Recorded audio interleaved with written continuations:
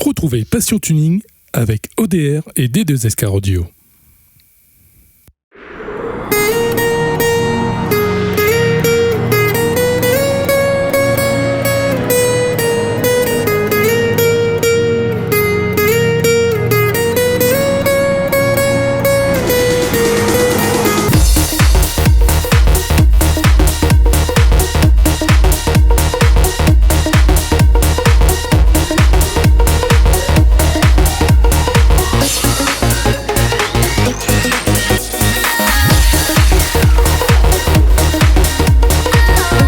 Bonjour à toutes et à tous, bienvenue dans cette édition de Passion Tuning.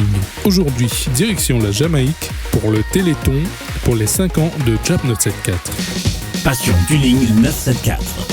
Le circuit de la Jamaïque bouge fort avec l'équipe de JAP 974. Bonjour Yon. Bonjour William. Ça va bien ? Super, et toi ? Bien, merci au contraire, une fois de plus de nous accueillir sur le circuit de la Jamaïque. Il se passe quoi exactement aujourd'hui ? Alors aujourd'hui, on a voulu marquer fort pour les 5 ans du JAP 974. On a décidé de faire une levée de fonds pour le Téléthon, pour montrer que les passionnés automobiles ne sont pas des criminels de la route. Justement, ça se passe, pas de complications ? Non, ça se passe très très bien comme d'habitude.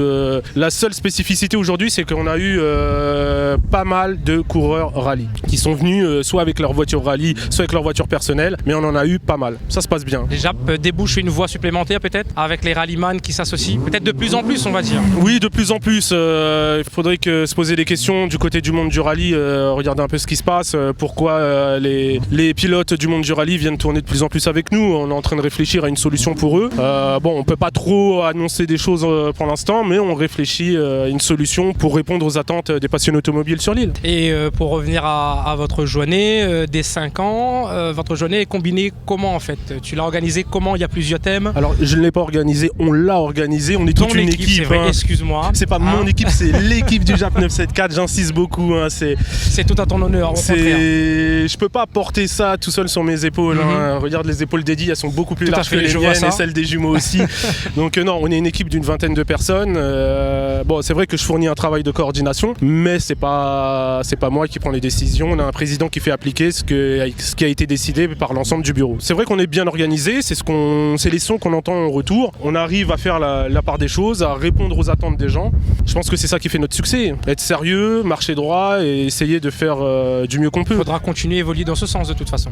Je dis que c'est le but d'évoluer dans ce sens et même mieux, essayer d'organiser différemment les journées, de ne pas se baser uniquement sur les voitures, de prévoir aussi des animations sur le côté pour la famille qui viennent avec des pilotes, passer une journée non pas attendre de la voiture, essayer de, comme là vous voyez, des animations pour enfants, tout ce qui va avec en fait. La démo son avec l'équipe de XL Audio. XL Audio, pour en revenir aux enfants, structure gonflable, body paint, gâteau pays. Donc on a toute une équipe des femmes de Salazie, de Maravieille Place, qui sont descendues avec l'artisanat développé à Maravieille Place.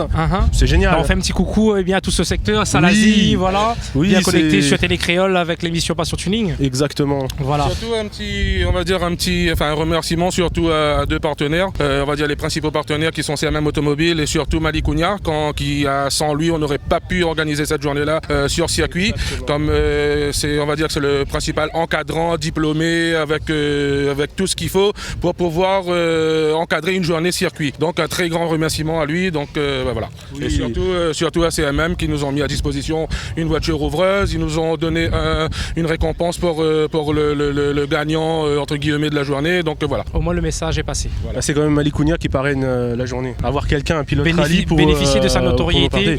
C'est génial quoi. Moi, je suis content qu'il reconnaît tout le travail du JAP 974, 5 ans, ça fait plaisir. Que les réels professionnels du métier reconnaissent le travail des amateurs comme nous. Tout à fait, on va pas dire amateur maintenant dans ta catégorie. On est des amateurs. Non, moi je revendique notre amateurisme, même si dans la forme et dans le fond on est peut-être plus performant, plus efficace sur le terrain que certains professionnels. On reste des amateurs parce qu'on a tous des métiers à côté. En tous les cas, on te remercie de nous avoir invités. Oui, et l'équipe de Passion Tuning, nous on va poursuivre un petit peu notre reconnaissance sur cette journée organisée par votre équipe. Oui. Et puis faire un petit peu le point et voir un petit peu la tendance sur cette journée. Par contre, j'ai vu votre première dauphine. Oui. Elle est magnifique. Ah je te remercie. Vous avez vu, là, vous avez du goût à Passion Tuning. Hein. Écoute... J'ai vu se balader sur le village festif là. Écoute, ça fait plaisir. Ça fait plaisir à voir. Voilà, donc franchement, notre Miss ne pouvait pas se déplacer. Et la première dauphine a pris en charge cette responsabilité et représenté Miss Passion Tuning sur votre événement. Oh, c'est elle qui aurait dû gagner. Hein. Entre nous. Écoute, on va attendre, voir la deuxième édition et qu'est-ce qui se passe à ce moment-là. Hein. Ok. On fait comme ça, merci encore. De rien. Vous êtes invité à la journée du 8 février. On n'en dit pas plus pour l'instant. Mais ça sera une très grosse surprise. Voilà. Ok, je viens de noter les informations dans mon agenda. Donc c'est posé, c'est tout propre. On se donne rendez-vous, nous, au mois de février. Le CLG du côté de Sainte-Anne. Voilà. Ok, il n'y a pas de problème pour une petite nouveauté avec l'équipe des JAP 974. Je pense que cela va être fort sympa. En tout cas, merci à Passion Tuning, merci à Télé Créole et bonne continuation à tout le monde. Merci, voilà. Super à vous aussi. On poursuit du côté de la Jamaïque sur cette journée organisée par l'équipe des JAP 974 et nous sommes à côté du parrain, monsieur Malikounia. Bonjour, ça va bien? Bonjour, oui, ça va, très bien. Super, déjà remerciements de travailler avec cette équipe. Oui, c'est une association qui m'avait déjà contacté par le passé, mais pour des questions d'indisponibilité, j'ai pas pu souvent répondre présent et les aider. Et là, il se trouve que là, j'ai ma grosse période qui est en train de se calmer un petit peu au niveau professionnel. Donc du coup, j'ai un petit peu plus de temps et voilà, j'ai bien voulu leur donner un petit coup de main aujourd'hui dans la mise en place de cette manifestation ce dimanche. Super, et justement dans cette mise en place, est-ce qu'on peut en savoir un petit peu plus pour notre public, justement, voir comment ça se passe, comment ça se déroule? Oui, alors là aujourd'hui c'est une genre de course-poursuite. Alors il n'y a rien de réglementaire, c'est pas une compétition, puisque s'il y a compétition, forcément il faut qu'il y ait les officiels, il faut que l'événement soit référencé au niveau de la fédération, c'est très compliqué. Donc là c'est du roulage, on va dire, on permet à des jeunes de s'exprimer sur un circuit en toute sécurité au lieu d'aller faire des bêtises sur la route. Donc c'est ça l'objectif, c'est de permettre à des jeunes passionnés de venir rouler soit avec des voitures de compétition, soit des voitures de tourisme, tout simplement. C'est pour ça qu'il y a un mixage des deux types de voitures. Mais malgré tout, il y a quand même des aspects sécurité qu'on est obligé de mettre en place, même pour ce genre d'événement qui n'a pas de caractère officiel, et d'où ma présence, puisque je suis un instructeur diplômé dans le domaine du sport automobile.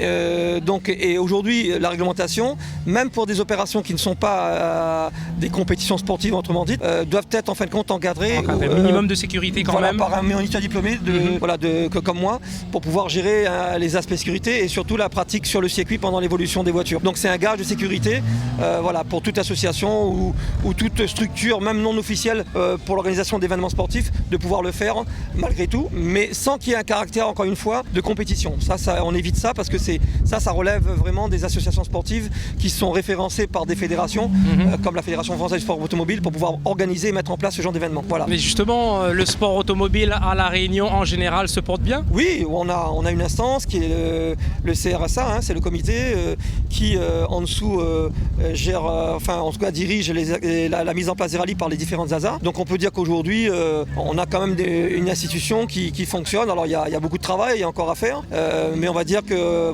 on a quand même la Fédération française qui est quand même une institution très importante qui nous couvre, qui est au-dessus de nous. Donc on a quand même des règles, des protocoles à respecter dans l'organisation et la mise en place de ce genre d'événements, du moins officiel. Mais le sport automobile, d'une manière générale, se porte toujours bien. Bon, on traverse une crise économique extrêmement dure depuis plusieurs années. Le sport automobile a été l'un des sports les plus touchés, puisque malheureusement pour faire du sport mécanique il faut un minimum de fonds, de partenaires, de partenaires financiers. Bien sûr. Et là c'est vrai que les restrictions sont telles qu'aujourd'hui c'est difficile de trouver des partenaires conséquents. Alors, heureusement qu'il y a encore des passionnés qui nous soutiennent, mais c'est vrai que ce ne sont plus les budgets d'antan comme on dit, mais on arrive quand même à mettre en place un programme, les équipages arrivent quand même à se présenter. Alors il y a beaucoup d'équipages qui viennent ponctuellement, c'est pas l'intégralité des championnats, mais ils viennent sur une ou deux courses. Alors on les revoit plus, on les revoit ensuite sur la 4e ou 5e épreuve, et puis il y a des concurrents qui s'engagent effectivement sur l'intégralité des championnats. Mais d'une manière générale, je pense que même pour 2015, là on a eu une réunion récente avec le comité, je pense que ça devrait encore mieux travailler en collaboration, en cohésion avec tout le monde. Donc on devrait avoir de belles épreuves bien organisées. Pour 2015, franchement c'est de bonnes nouvelles que vous nous ramenez là. Oui, bien sûr, je pense que le championnat va quand même avoir lieu. On a déjà déterminé le calendrier qui va sortir officiellement par la presse,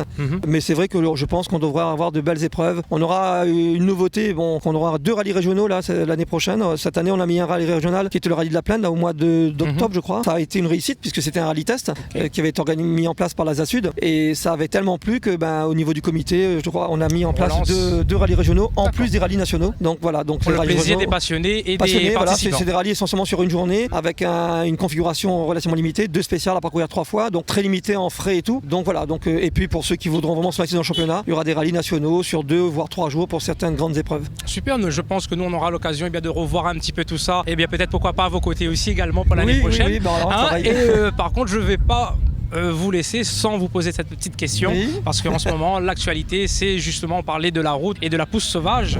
Donc le travail que cette association mène est quand même on va dire louable vu que justement il y a des phénomènes sur la route qui est pas très encadré au niveau collectivité, force de l'ordre, plus dans la répression que dans l'écoute et le travail de fond. D'où ma présence aujourd'hui, mais je suis déjà un acteur assez mordu de toutes les institutions ou les bonnes volontés qui œuvrent pour essayer de contrer ce phénomène de la pousse sur la route, la pousse sauvage. Effectivement, je comprends ces jeunes, malheureusement il n'y a pas trop d'alternatives, on n'a pas vraiment de circuit de vitesse. Là aujourd'hui on est sur un circuit de karting mais qui est relativement limité en prise de vitesse, mais l'objectif n'est pas ça, c'est qu'ils puissent se défouler, s'exprimer en toute sécurité, même si c'est pas vraiment de la vitesse pure, mais à chaque fois qu'il y a une volonté, une initiative pour essayer d'enrayer ce phénomène et ramener des jeunes sur un circuit fermé plutôt qu'ils puissent faire ça sur la route sauvage. Moi je suis toujours partant, donc moi je défends ça, je suis vraiment un défenseur ardent de cette volonté de pouvoir essayer de ramener tous ces jeunes qui sont sur la route, sur ces pousses sauvages, dans un contexte plus sécurisé. Maintenant je peux comprendre que des fois les structures ne sont pas vraiment adaptées, il n'y a pas d'alternative pour le moment, il faudrait vraiment un vrai circuit de vitesse, je l'ai dit à plusieurs reprises lorsque j'avais été convié à plusieurs forums ou même des plateaux télévision, mais c'est vrai qu'il faut un vrai circuit de vitesse si on veut vraiment enrayer d'une manière beaucoup plus concrète cet aspect pousse sauvage. Tout à fait, du moins une alternative concrète, on va dire. Voilà, ce qui n'existe pas forcément sur les 2 circuits qui existent à La Réunion, à savoir le circuit de la Jamaïque et le circuit de Sainte-Anne, qui sont des circuits à la base, un de karting et de l'autre c'est un circuit rallycross, donc avec des lignes droites relativement limitées. Alors que ces jeunes-là, ils veulent vraiment des lignes droites pour pouvoir atteindre des vitesses très importantes, et pour ça, il faut une structure adaptée avec un circuit vraiment. Je pense que le message a été clair au niveau, on va dire, des personnes qui ont des responsabilités sur le département. Ce sont les hommes politiques, c'est surtout eux, c'est eux qui déterminent le pouvoir et l'argent, c'est eux qui doivent se mettre autour d'une table et comprendre cette demande qui émane de tous ces jeunes passionnés d'automobile à La Réunion, et Dieu sait qu'il y en a. Donc il faut vraiment qu'il y ait une volonté politique, parce que ce projet, cette mise en place, cette création de ce circuit ne pourra se faire à mon sens qu'avec leur soutien. Tout à fait, et peut-être derrière ça aussi, on va dire pallier un petit peu au chômage et peut-être recruter des gens aussi par la même occasion. Et puis, à partir du moment où il y aura une volonté politique, je pense qu'il va y avoir des partenaires sociaux, des partenaires économiques qui vont se greffer, parce que autour de ce circuit, c'est pas uniquement un circuit pour faire rouler des passionnés, mais ça peut être aussi une structure pour faire de la formation, les jeunes dans le monde des challenges, et puis même peut-être en tout cas créer une activité économique autour de ce circuit par de la formation, par des événements. Donc tout ça effectivement ça va générer des activités, forcément des emplois et forcément de l'activité économique, et ainsi de suite. Donc c'est pas qu'un circuit uniquement pour que 2 ou 3 passionnés puissent assouvir leur vitesse. C'est beaucoup plus loin que ça, il faut voir. Et je pense que les gens sont conscients de ça, les responsables. Il suffit qu'ils puissent se mettre d'accord autour d'une table et prendre la décision pour lancer. C'est ce qu'on dit souvent. Écoutez, nous on vous remercie de nous avoir accordé ces quelques minutes. Tout le plaisir est pour moi. Bonne continuation et bonne fête de fin d'année à vous. De même, meilleurs vœux à tout le monde, à tous les Réunionnais. Il n'y a pas de souci, à tous nos fidèles sur Télécréole, l'émission Passion Tuning. Super, merci, allez au revoir. On est toujours sur le circuit de la Jamaïque, sur l'événement que les JAP 974 ont organisé, et je suis à côté de notre ami Emmanuel Tenon. Bonjour. Bonjour William. Ça va bien? Ça va très bien, merci et toi? Bien, super. Donc aujourd'hui, toi tu es en partenariat avec les JAP 974 à l'occasion de cette journée? Oui, on est en partenariat avec les JAP 974 depuis déjà plusieurs manifestations qu'on fait ensemble, et notamment aujourd'hui à l'occasion du Téléthon. Ok, et de votre côté, bien sûr, c'est de la démotion qui a été mise en place. Voilà, donc toujours la même spécialité, démotion, carreau dur baraqué. Donc là, comme là, on a mis 3 voitures aujourd'hui pour faire un petit peu le show. Avec pas mal d'évolutions quand même. On a vu précédemment au niveau des portières surtout, des préparations?